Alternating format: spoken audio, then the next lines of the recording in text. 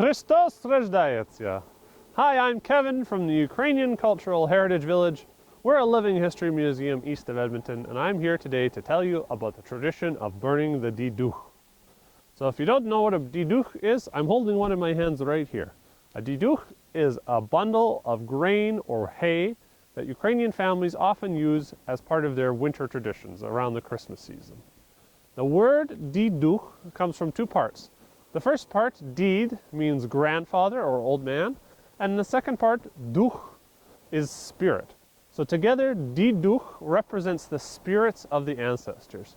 Ukrainian families believe that by having this inside the house with them at Christmas time, they are welcoming the ancestors into their Christmas Eve supper. So if you're going to have a Didukh like this that's made of grain, the preparation for this has to start back at harvest. Sometime in September, you're going to pick your best bundle or your first bundle, your last bundle from the field. You're going to set it aside and have that one as your Didukh. Now, they are made out of different kinds of grain, depending on what region of Ukraine you're from. Up in the hills where wheat didn't grow as well, some people used oats. Wheat is very, very common.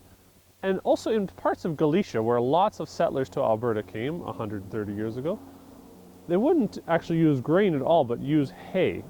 It's a common Ukrainian tradition to put some hay on the table underneath your tablecloth for your Christmas Eve dinner, and some hay under the table as well, to remind the family about Jesus' humble birth in a stable.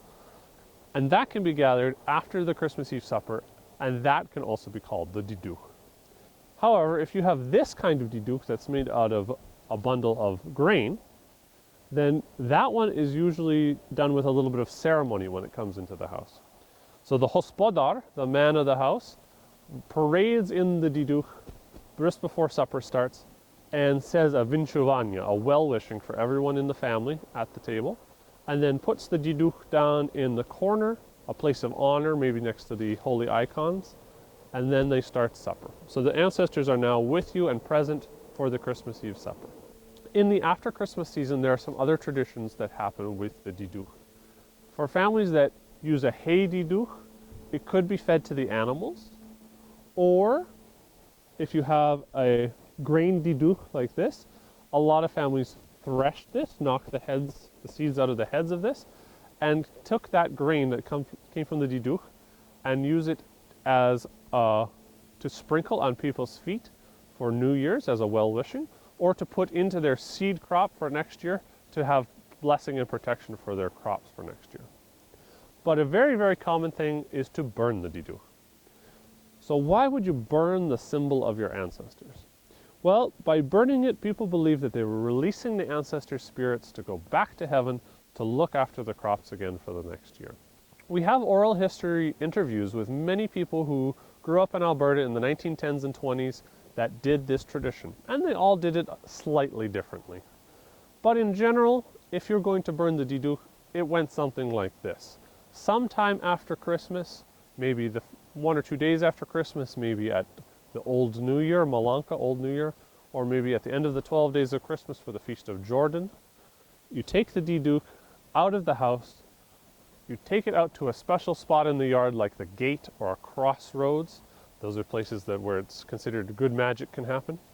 You cut the Didukh open, you lay it in a nice straight line or a cross shape, and you light it on fire. Then everyone in the family is going to jump across the fire, hoping to get some of the smoke on them from the fire. Because remember, we're releasing our ancestors back to heaven, so that smoke represents the ancestors going back to heaven. And if you get some of that smoke on you by jumping through, that's good luck and protection for the next year. Now, that's a really, really fun tradition, so I think you would like to see it. So why don't we start doing that right now?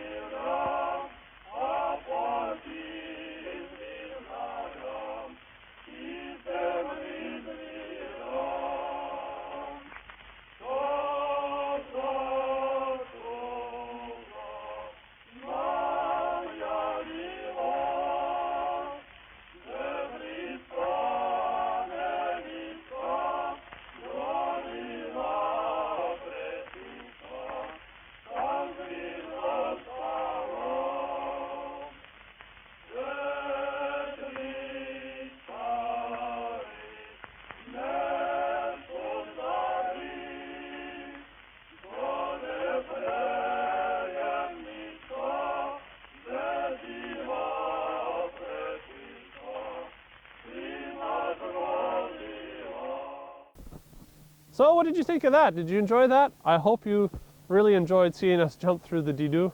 I hope that you learned a little something about the Didukh and other Ukrainian winter traditions and got an appreciation of how important they are.